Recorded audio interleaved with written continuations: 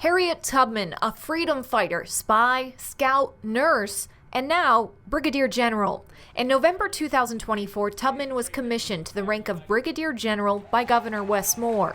They're embodied in who she was and what she represents. That you lead with honor and integrity and duty and courage. Those same values helped Tubman during her expeditions to lead slaves to freedom on the Underground Railroad. While Tubman was not the originator of the railroad, she served as a major conductor. She returned to her home state of Maryland 13 times to help over 70 enslaved people reach freedom.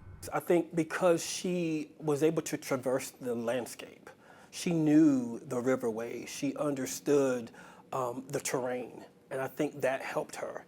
Parker added that strategizing and planning for these missions was no easy feat. Routes had to be mapped out, each mission in the dark of night. And with the Fugitive Slave Act of 1850, Tubman could have been captured and returned to Maryland into bondage. While not official at the time, Tubman's ability to survey her surroundings and lead people embodied the traits of a brigadier general. Unfortunately, it wasn't recognized at the time.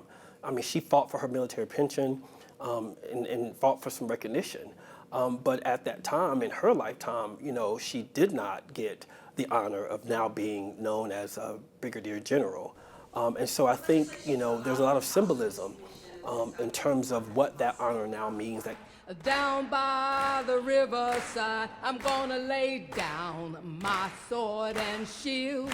An honor that means a lot to not just Tubman's legacy, but the people she's inspired.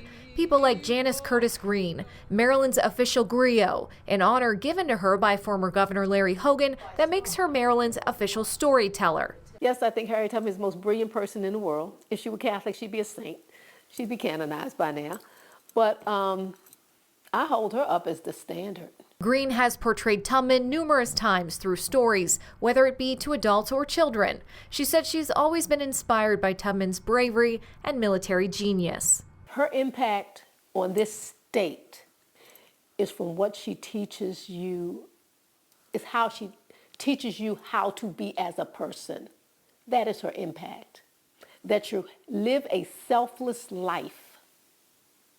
That you don't worry about how much you have and how much you can accumulate, how much wealth, how you dress.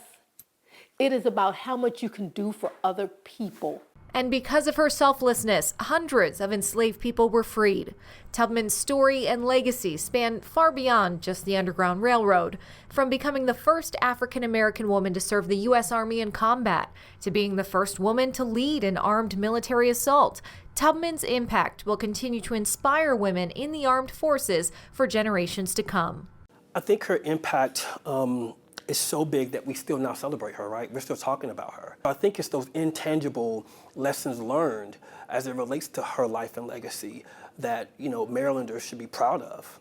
We hope you enjoyed that story from Bridging the Gap. To watch more great stories like this all in one place, click on the box right here.